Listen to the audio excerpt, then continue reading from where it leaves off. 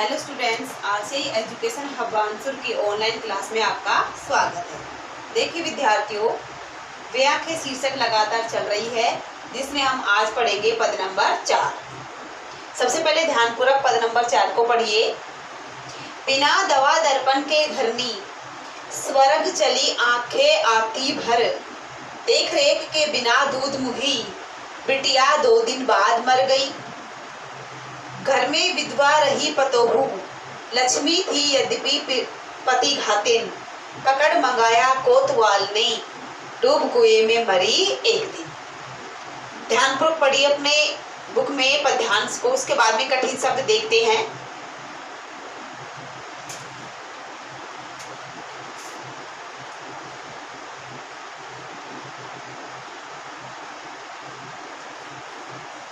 देखिए कठिन शब्द इसमें दवा दर्पण,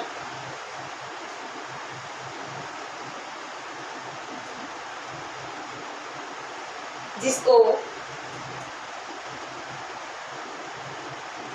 दवा दारू कहते हैं। दवा दारू का मतलब उपचार। क्या होता है? उपचार, इलाज। घरनी,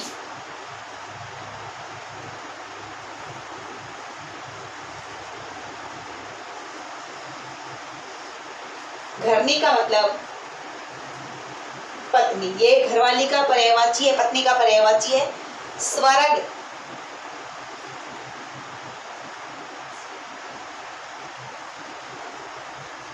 स्वर्ग चले जाना, इस संसार को छोड़ के चले जाना। आंखें आती भर,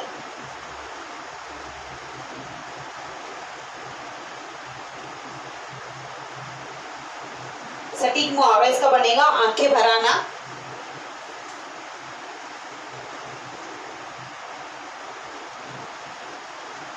क्या होगा? दुखी होना। बिटिया, बेटी 2 दिन बाद मर गई, 2 दिन बाद, माँ के 2 दिन बाद मरना। घर में विधवा रही पतोहू, ये पुत्र वधू के लिए आया है, बेटे की बहू के लिए, ठीक है। लक्ष्मी थी, लक्ष्मी का मतलब लक्ष्मी जैसे गुण। यद्यपि, यद्यपि का मतलब होता है फिर भी। पति घाती,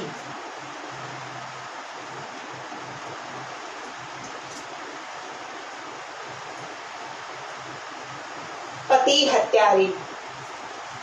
पकड़ मंगाया कोतवाल ने, कोतवाल डूब कुएं में मरी एक दिन। कुएं में डूबना। अब देखिए अर्थ इसका। व्याख्या शीर्षक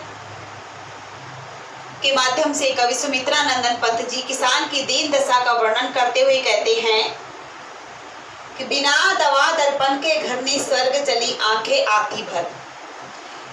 कि किसान की पत्नी बिना दवा दर्पण के, बिना इलाज के, बिना उपचार के, बिना दवा दारू के किसान को संसार में छोड़कर स्वर्ग सिधर गई, स्वर्ग चली गई। आज जब किसान अपनी पत्नी की याद करता है, उस स्थिति की याद करता है कि बिना पैसे वह अपनी पत्नी को नहीं बचा पाया, पैसे न होने के कारण वह अपनी पत्नी को बचाने में असमर्थ रहा, और ये बीती बातें जब किसान याद करता है तो किसान की आंखें क्या हो जाती है? भर जाती है। किसान बहुत दुखी होता है। देख रेख के बिना दूध मुही, बिटिया 2 दिन गई मर।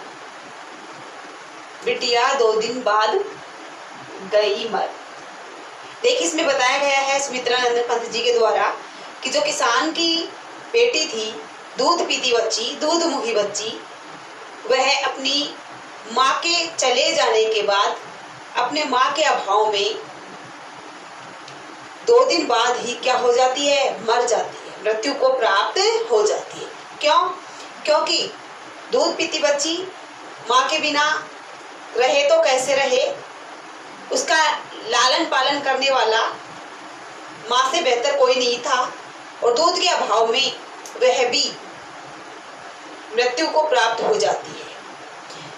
आगे किसान की दीन दशा को आगे बढ़ाते हुए पंत जी क्या कहते हैं? उसकी पुत्र वधू के बारे में कहते हैं, किसान की बेटे की बहू के बारे में, पतोहू के बारे में।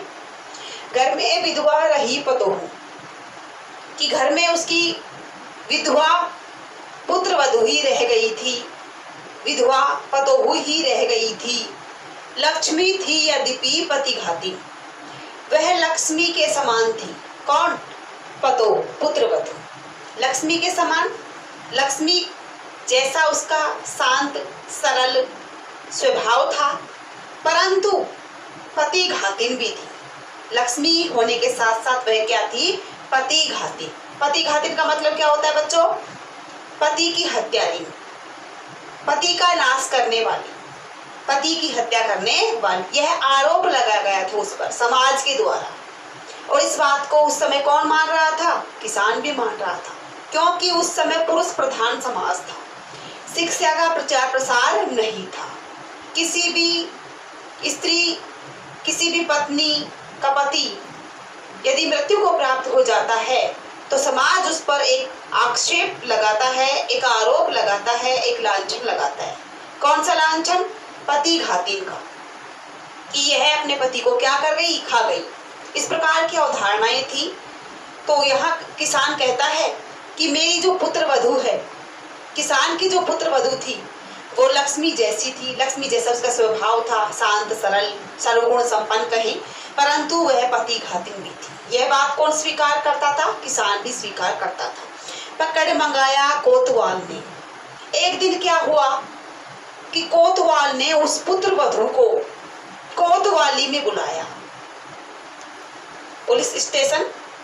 एक दिन क्या हुआ कि कोतवाल ने उस पुत्रवधू को कहाँ मंगाया, कहाँ बुलवाया? कोतवाली में।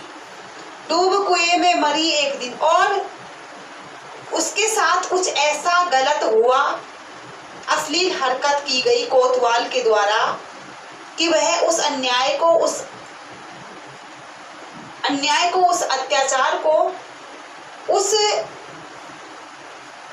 जो उसके साथ घटित हुआ, जो कुछ भी नाम दे इसको आप चाहे, उसको सहन नहीं कर सकी। और एक दिन क्या हुआ कि कुएं में डूबकर अपनी क्या दे बैठी? जान दे बैठी। तो देखिए बेटे, यहाँ किसान की दीन दशा के बारे में आपको एक एक पंक्तिबद्ध बताया गया है। आइए एक बार फिर इस भावार्थ को दोहरा लेते हैं। बिना दवा दर्पण के घर ने स्वर्ग चली आंखें आती भर। किसान के पास सब कुछ होते हुए भी कुछ नहीं बचा। धन के अभाव में, पैसों के अभाव में उसकी जो पत्नी थी, घरवाली, बिना इलाज के स्वर्ग चली जाती है। और यह बात जब किसान याद करता है, सोचता है, तो उसकी आंखें भर आती है। देख रेख के बिना दूध मुही बिटिया 2 दिन बाद गई मर।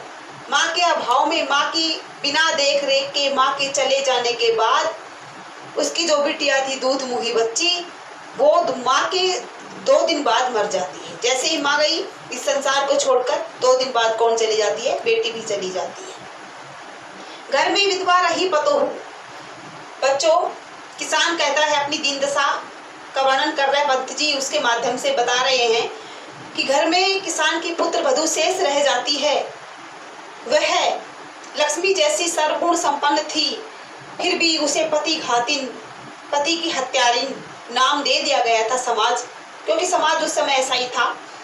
पकड़ मंगाया कोतवाल ने, और उसका भी एक ऐसा समय आ गया कि कोतवाल ने उसे कोतवाली में बुलवाया, और उसके साथ जो गलत हुआ, उस गलत हुए को वह सहन नहीं कर सकी, और इसीलिए अंत में कुएं में डूबकर क्या दे बैठी? जान दे बैठी।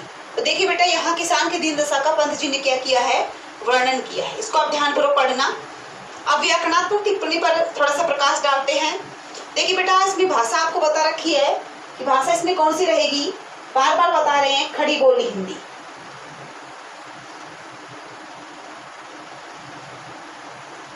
कौन सी भाषा है? खड़ी बोली हिंदी। शैली है इसमें वर्णनात्मक शैली, मुहावरेदार शैली। ठीक है, क्योंकि सटीक मुहावरे का क्या हुआ है? प्रयोग हुआ है। आंखें भर आना, आंखों में आंसू आ जाना, दुखी होना, यह आप पढ़ते आए हैं बार बार। वर्णनात्मक शैली भी लिख सकते हो, मुहावरेदार शैली भी लिख सकते हो, बाकायदा सटीक मुहावरों का प्रयोग अलग अलग आप छाट कर लिख सकते हो। और अंत में संवेदनात्मक शैली भी, क्योंकि दीन दशा दुख करुणा का क्या किया गया है? यहाँ पर वर्णन किया गया, तो आप लिख सकते हो। इसके बाद अलंकारों की बात करें तो इसमें अलंकार जो है वो अनुप्रास अलंकार है, क्योंकि वर्णों की आवर्ती बार बार हो रही है। ठीक है, वर्णों की आवर्ती क्या हो रही है? बार बार। देखो यहाँ पर द वर्ण की आवर्ती, न वर्ण की आवर्ती, ठीक है, और द वर्ण की और न वर्ण की आवर्ती क्या हुई है? बार बार। इसी प्रकार आप और पंक्तियों में भी देख सकते हो। तो जहां वर्णों की आवर्ती बार बार होती है वहां कौन सा अलंकार होता है? अनुप्रास अलंकार होता है। छंद की बात करें तो छंद इसमें मुक्त छंद। कौन सा छंद है? मुक्त छंद। ठीक है, ये भी आपको बार बार बता रखा है। और रस की बात करें तो इसमें कौन सा रस हो जाएगा? करुण रस। इसका स्थायी भाव क्या होता है? शोक। शोक का मतलब किसका पर्याय है? ये दुख का। किसका पर्याय है? दुख का। ठीक है, तो आज के लिए इतना ही काफी। आप इसको ध्यानपूर्वक पढ़ना। नेक्स्ट जो पद बचा हुआ है वो अगली क्लास में इसकी क्या करेंगे? चर्चा करेंगे।